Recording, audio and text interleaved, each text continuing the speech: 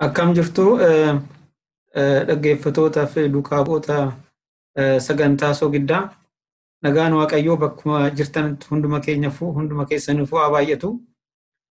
Guyyaa har'aa immoo Waaqayyoon tokko tokkoo keenya nagaan nu eegee sagantaa isaa sagalee isaa akka dhageenyu yeroo kana waan nu kenneef Waaqayyoon haa galateeffatu.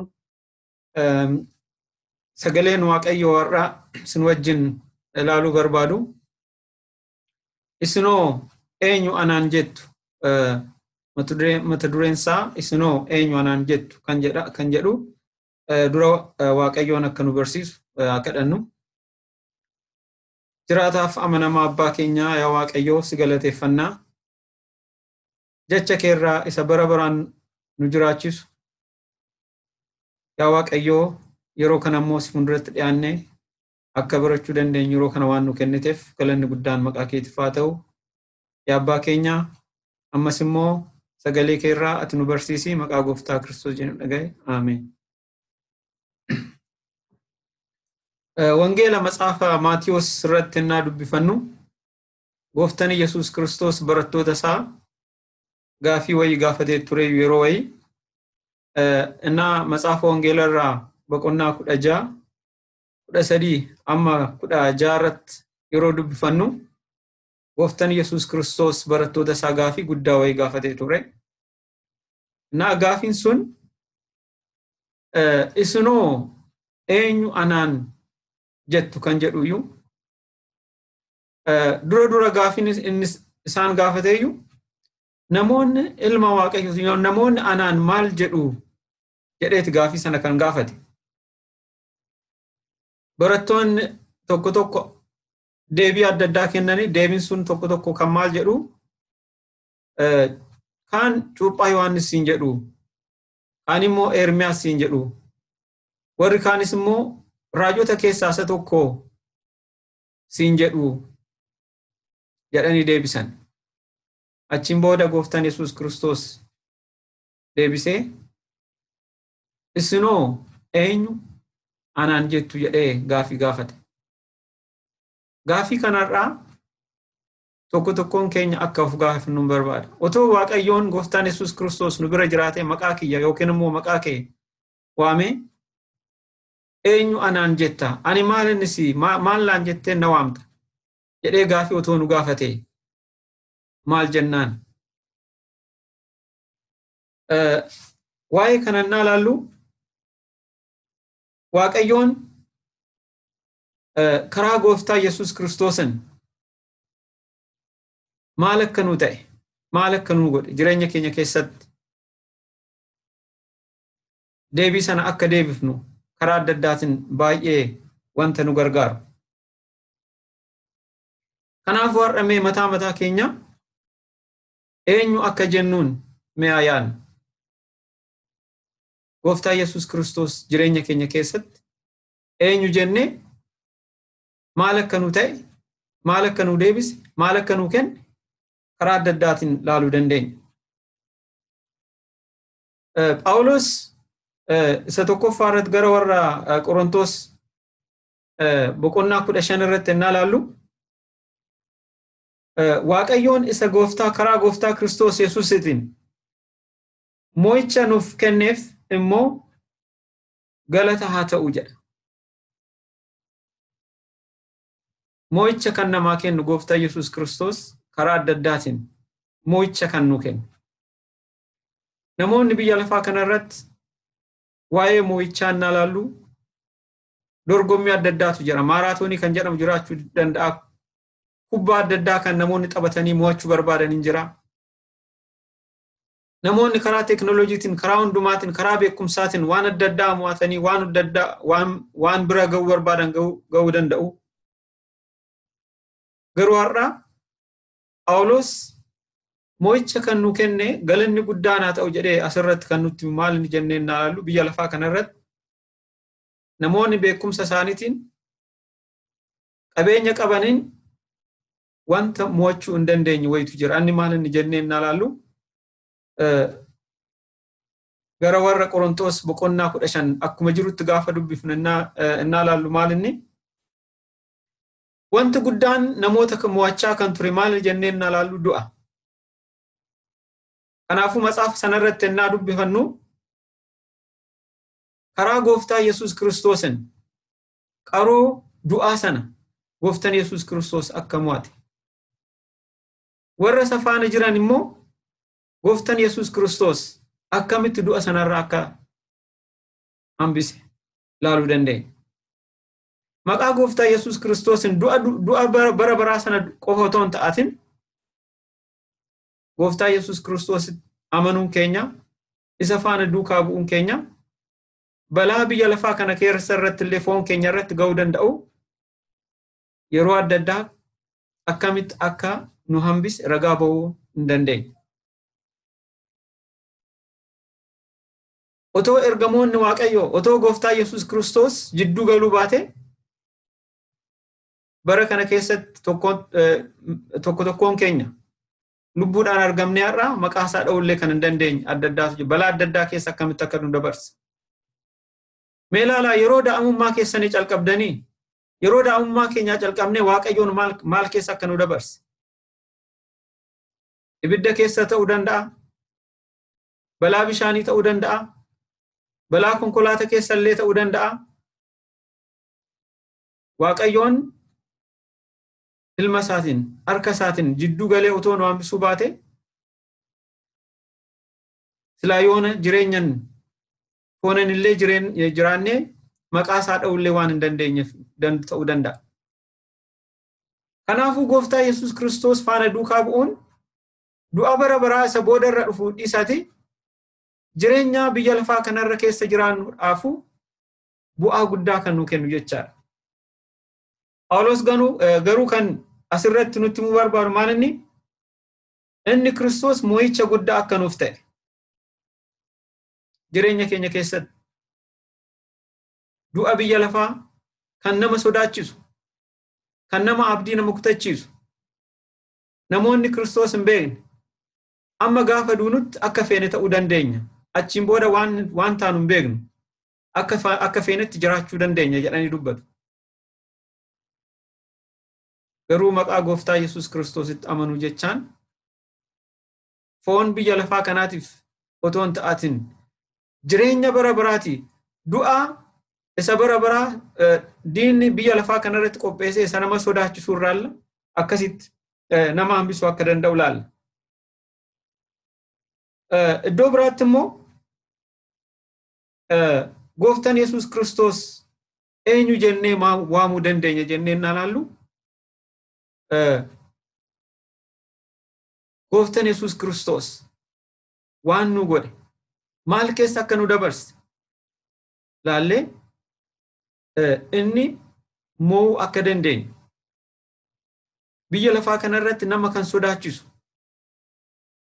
biyya lafaa kanarratti gatii cubbuu kan ta'e qorichi biraa kan hin argamneef isa nama hambisu gooftaan Yesuus Kiristoos. Jireenya keenya jechaadha. Namoonni qabeenya isaaniitti yookiin immoo beekumsa isaaniitti yoo abdatan ta'ate du'a bara baraarraa nama hambisu. Kanaafuu gooftaan Yesuus Kiristoos isin eenyu naan jettu jedhee otoo waan nu gaafate ta'ate gooftaan Yesuus Kiristoos kan du'arraa nama hambisu. Du'a akka mo'achuu dandeenyu kan nu godhu jennee deebii kennuu kan nu dandeessisu jechaadha. Ammas matsaafuma wangeela Maatiyos keessatti immoo gooftaan Yesuus Kiristoos barattoota isaa innaa ergee waan isaanitti himee jira.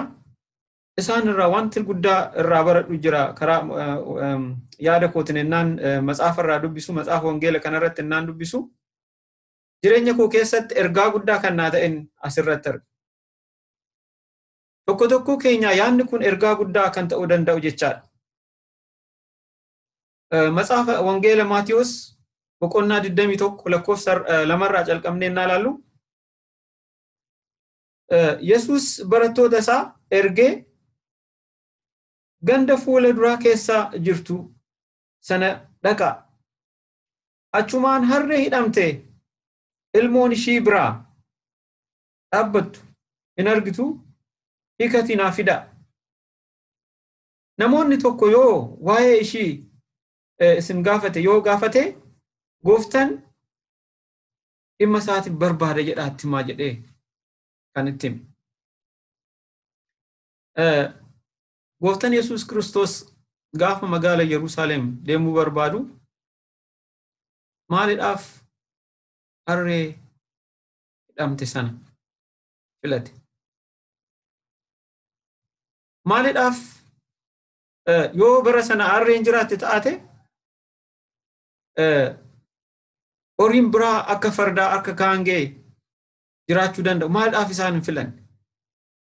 Yaada jedhu innaa laallu gooftaan Yesuus Kiristoos fakkeenya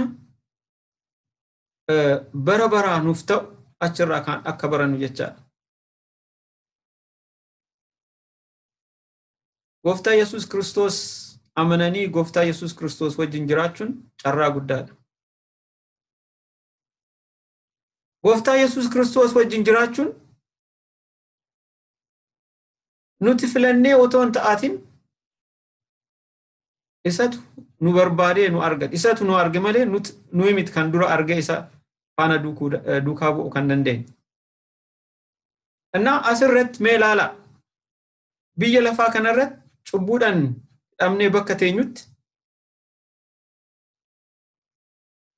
diinni keenya diiyaabiloos namoota hundumaa hidhee gara badiitti kan geessu isa wajjin badii bara baraa akka fudhatan kan barbaadu.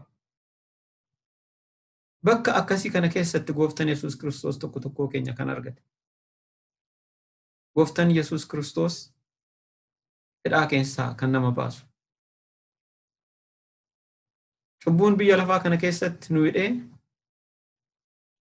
akka fageenyee hin deemne akka bakka tokkotti hafne akkuma biyya lafaa kanarratti mul'annee achumaan booda akkuma asitti hafne diinni yeroo ammaa kana akkuma harree hidhamtee sanatti hidhamnee cubbuudhaan sakaalamnee cubbuudhaan bakka tokkotti akka teenyu bakka tokkotti akka hafnu kan barbaadu. Kanaaf fakkeenya bara baraa matsaafa Waaqayyoo kan warra dubbisaniif fakkeenya akka ta'uuf gooftaan Yesuus Kiristoos daratoota yookiin barattoota isaa bakka harree hidhamtee sanatti kan erge. Gooftaan Yesuus Kiristoos dhuguma Waaqayyoon ilmi Waaqayyoo eenyu anaan jettu jennee innaa laallu gooftaan Yesuus Kiristoos hidhaa keessaa kan nama baasu. Bakka hidhamne bakka cubbuudhaan rukutamne qoricha kan eenyullee arguudha kan hin dandeenye. Qoricha eenyullee kan nu kennu kan hin dandeenye. Ilma Waaqayyoo bichaa gooftaa Yesuus Kiristoos duwwaa kan nu kennu kan danda'u. Isa akka hin argine dhibee guddaa kanaaf faayidaa kan nuuf fidu dhibee guddaa kanaaf qoricha kan nu ta'u akka hin arganne diinni karaa adda addaatiin qormaata adda addaa biyya lafaa kanarratti qopheesse isarraa nu fo'uu kan barbaadu. Garuu maqaan Waaqayyoo haa galatamu otoo nuti hin barbaadin otoo nuti hin argatin inni karaa isaatti kan nu deebise. Biyya lafaa kana keessatti dukkana kana keessatti baduu kan dandeenyu otoo ta'u biyya lafaa kana keessatti karaa keenyan karaa daandiidhuma nuti filanneen otoo kan deemuu dandeenyu otoo ta'u Waaqayyoon immoo karaa sirrii nutti agarsiise hidhaa keenyarraa hidhaa keenya nurraa cabsee Waaqayyoon gara isaatti nu fide. Kanaaf egaa gooftaan Yesuus Kiristoos daratoota isaa duukaa bu'oota isaa yookiin barattoota isaa dhaqaatii harree hidhamte sana dhaqaatii fidaa jedhee ergamoota isaa kaneera. Yaa obboloota koo gooftaan Yesuus Kiristoos kan hidhaadhaa nama hiiku. Waanumatti barree yookiin immoo yeroo hundumaa waanuma dhageenyuuf gurra keenyatti haaraa ta'uu hin danda'u garuu haaraa ta'uu danda'a garuu yeroo hundumaa naa laallu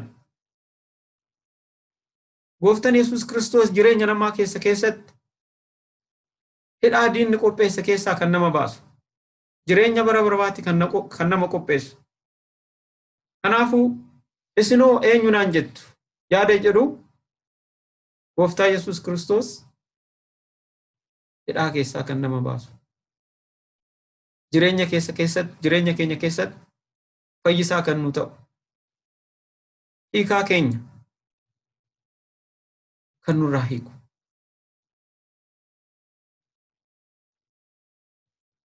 Nuti waan barbaanneef miti. Inni waan barbaadeef. Harreen sun maan beektu. Hidhamuuf illee hin beektu. Duudaa ta'uu dandeessi.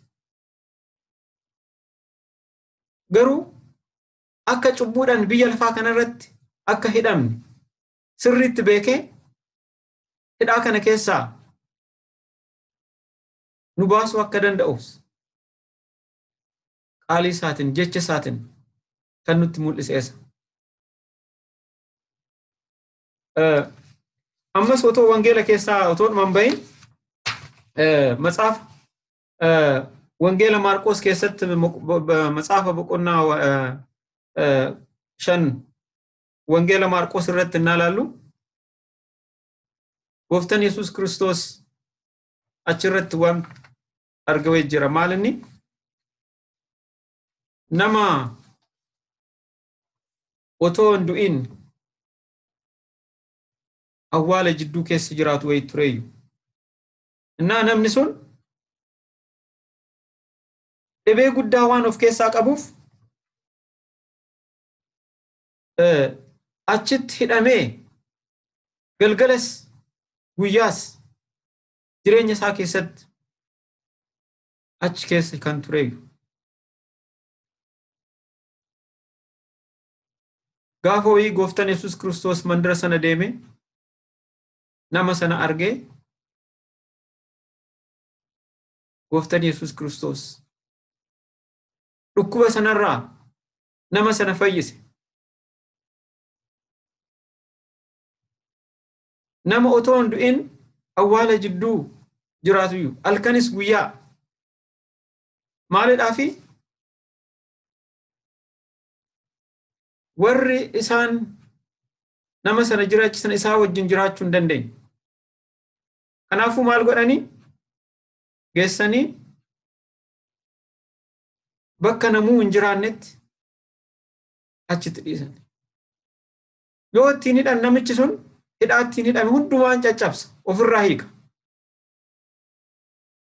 Garuu gaafa Gooftaan Yesuus Kiristoos dhufee isa arge Gooftaan Yesuus Kiristoos bilisa isa baase. Sammuu isaatti deebise. Fayyina itti erge, fayyina kenneef. Karaa kanaanis ennaa laallu gaafa Waaqayyoon dura nu uume Eden gannatti keessatti Waaqayyoon gaafa nu uume achi nu kaa'e bakka sanatti awwaalli hin jiru. Garuu gaafa cubbuun biyya lafaa kanarra dhufee calqabee karaa adda addaa daandii irratti innaa deemnu awwaala adda addaa arguu dandeenya. Kaayyoon Waaqayyoo biyya akkasii kana keessatti lafa akkasii kanarratti akka jiraannuuf miti Waaqayyoon kan nuume. Akkuma namichi maraate sun otoo hin du'in awwaala jidduu akkuma jiraatu sana har'aaniif isinis lubbuudhaan otoo dhumaa jirru eessa jiraanna jennee innaa laallu biyya adda addaa lafa adda addaa karaa adda addaa bakka awwaalli jiru argina. Kanaafuu Gooftaa Yesuus Kiristoos eenyu jennee otoo of gaafannee otoo maal jennee of gaafannee Gooftaan Yesuus Kiristoos awwaala sana keessaa kan nama baasu. Awwaala sanarraa kan nama hambisu. Kanaaf Gooftaa Yesuus Kiristoos waan itti amannee isa wajjin deemuuf nurra jiru kanaaf. Gooftaan Yesuus Kiristoos eenyu jennee waggaa gaafannu jireenya keenya keessatti waan nu godheef karaa adda addaatiin deebii baay'ee argachuu dandeenya. Deebii baay'ee kennuu dandeenya. Garuu deebiin inni guddaan kan nu kenninu Gooftaan Yesuus Kiristoos mo'icha kan nuu kennu. Gooftaan Yesuus Kiristoos hidhaa keessaa kan nama baasu. Gooftaan Yesuus Kiristoos boolla diinni nu qotee achi keessa nu galchuudhaa qophaa'e keessaa kan nu baasu. Kanaafuu har'a nutis akkuma barattootaa otoo Gooftaan Yesuus Kiristoos maqaa keenya nu waamee Alamaayyoo ati Gooftaa Kiristoosidhaan maal jettaa jedhee otoo na gaafate. Otoo immoo maqaa keessan hundumaa tokko tokkoo keessan waamee otoo Gooftaan Yesuus Kiristoos sin gaafate. Waan Kiristoos wajjin keessa dabartaniin eenyu jettaniit Gooftaa Yesuus Kiristoos waamtu? Deebiin keessan maal ta'a?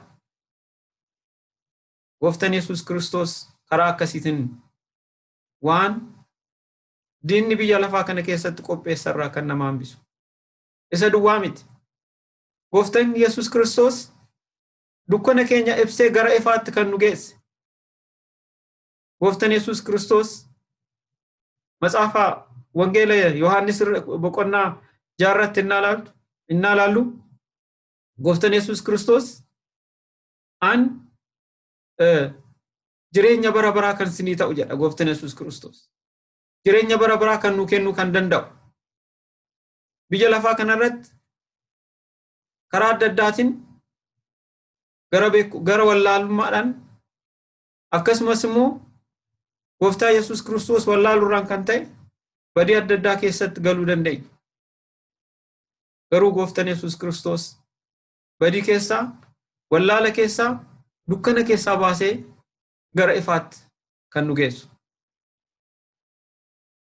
Kanaafuu guyyaa kana yeroo kana kanin tokko keenyaa dhiisuu barbaadu Gooftaa Yesuus Kiristoosin otoo nu gaafate isin eenyu anaan jettu yaada jedhu Gooftaan Yesuus Kiristoos anaaf isiniif waan baay'eedha. Deebii mataa keenyaa kennuu dandeenya. Deebii kanaaf waan keessa nu dabarseen jireenya keenya keessatti innaa fooniin biyya lafaa kana keessa jiraannu inni maal keessa akka nu dabarse yaada saran irratti hundoofne inni maal akka ta'e ibsuu dandeenya jechaadha.